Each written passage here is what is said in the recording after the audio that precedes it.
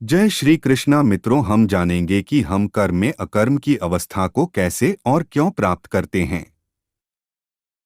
श्री कृष्ण अर्जुन को बताते हैं, ऐसा कोई समय नहीं जब हम कर्म न करते हों। इससे पहले के अध्याय में हमने सांख्य योग, संन्यास योग के ज्ञान को जाना और इस अध्याय में भी इसकी चर्चा करेंगे। सांख्य योग में अर्जुन आत्मज्ञान को प्राप्त करते हैं, जिससे अर्जुन कर्म और संन्यास में उलझ जाते हैं और भगवान से पूछते हैं कि कर्म और संन्यास में क्या श्रेष्ठ है, क्योंकि वो भयंकर युद्ध के कर्म से बचना चाहते हैं और वो समझते हैं कि युद्ध करने से पापी हो जाएंगे। इसलिए वो संन्यास को बेहतर समझते हैं। संन्यास से सरल कर्म। श्री कृष्ण उनको एक गहरी बात समझाते हैं, जिससे अर्जुन के संशय को दूर करते हैं और संन्यास से बेहतर कर्म को बताते हैं, क्योंकि भौतिक जगत में सन्यासी बनना कठिन है और ये मार्ग तपस्याओं से भरा है। अर्थात कर्म के माध्यम से भगवान को पाना आसान है। भगवान अब कर्म योग के बारे में बताना शुरू करते हैं। भगवान कहते हैं कि सन्यासी बनना भी बिना कर्म के बिना असंभव है। अर्थात कर्म से बचने से कुछ भी हासिल नहीं होता। मनुष्य किसी भी अवस्था में हो तो उसके न चाहते हुए भी उससे कर्म तो होते ही हैं। भगवान कहते हैं, जब तक जीवन रहेगा तब तक न चाहते हुए भी कर्म तो करना ही पड़ेगा। अर्जुन को समझाते हुए बताते हैं कि हर पल कर्म होना ही है, तो क्यों न वो कर्म उसके विषय में जानकर किया जाए, क्योंकि उचित कर्म ही कर्म के बंधन से मुक्त कराता है। जो सिर्फ दिखावे के लिए कर्म करता है वो व्यक्ति ढोंगी कहलाता है और अपने जीवन का नाश भी करता है। इसे एक उदाहरण से समझते हैं। किसी व्यक्ति ने गृहस्थ जीवन का तो त्याग कर दिया और सन्यासी बन गया, लेकिन उसके बाद भी उसके मन में संसार और नारी भोग की अभिलाषा है, तो भगवान ऐसे व्यक्ति को घोर पापी बता रहे हैं। निष्काम कर्म। श्री कृष्ण के अनुसार जो व्यक्ति अपनी इंद्रियों को काबू कर बिना किसी भोग की इच्छा के अपना कर्म करता है, ऐसे कर्म को निष्काम कर्म कहते हैं।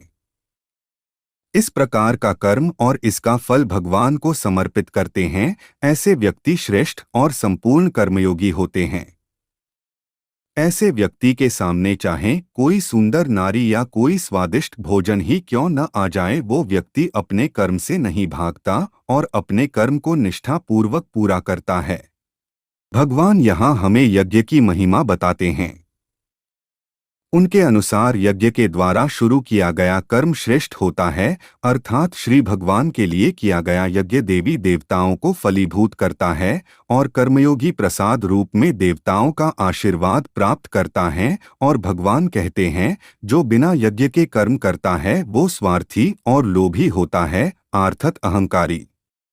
वैसे तो यज्ञ वेदों में बताई विधि द्वारा करना श्रेष्ठ होता है, लेकिन इस कलयुग में इस विधि से हर समय यज्ञ करना आसान नहीं है। तो कलयुग में श्री तुलसीदास जी के अनुसार, श्री कृष्ण अनुसार जो सृष्टि के नियम से नहीं चलता वो व्यर्थ ही जीता है। ऐसा व्यक्ति मरता रहता है और अलग अलग योनि में दोबारा जन्म पाता है और अपने कर्म बंधन से मुक्त नहीं हो पाता है। इसलिए मनुष्य को आत्मज्ञान को जानकर मोक्ष प्राप्ति के लिए, अर्थात कर्म बंधन से मुक्त होने के लिए जनकल्याण के कर्म भी करने चाहिए।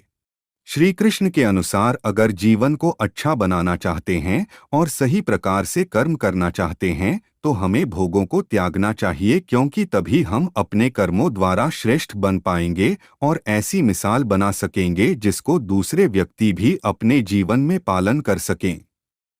यहाँ भगवान अर्जुन को स्वयं अपना उदाहरण देते हैं और कहते हैं कि मैं तीनों लोकों का स्वामी हूँ, मैं जो चाहूँ वो पा सकता हूँ, लेकिन मैं फिर भी धरती पर हर युग में प्रकट होकर कर्म करता हूँ, जैसे मैं इस समय तेरा सारथी बनकर साथ हूँ। अगर मैं ही कर्म न करूँ तो धरती पर सब नष्ट और अनर्थ हो जाएगा। चेतावनी। भगवान हमें चेतावनी देते हैं कि हमें घमंडी व्यक्ति से दूरी रखनी चाहिए, क्योंकि इस स्वभाव के व्यक्ति खुद को सर्वश्रेष्ठ और सभी कारणों का कारण समझते हैं और अपने अहंकार में सोचते हैं कि उनकी बुद्धिमत्ता के कारण ही हर कार्य संभव होता है। ऐसे अहंकारी व्यक्ति को श्री कृष्ण मूर्ख और ढोंगी बताते हैं और कहते हैं कि ऐसे व्यक्ति दूसरे के नुकसान में भी अपने फायदे देखते हैं। इसलिए हमें इस प्रकार के लोगों से दूरी रखनी चाहिए। इसके साथ ही अपने मन के क्रोध, लाभ और अहंकार पर भी नियंत्रण रखना चाहिए। कर्म में अकर्म और संपूर्ण कर्म योग का सार। कर्म में अकर्म। भगवान कर्म में अकर्म की स्थिति को बताते हैं। अगर इसे एक शब्द में समझाएं तो इसका अर्थ है कृष्ण समर्पणस्तु, अर्थात अपने कर्म को और उसके फल को भगवान को सौंपना अकर्म कहलाता है। अकर्म कर्म की वो अवस्था है जिसमें भगवान भक्त से प्रसन्न होकर उसके जीवन के जाने अनजाने में किए पापों को नष्ट करते हैं और भक्त के हित के अनुसार फल प्रदान करते हैं।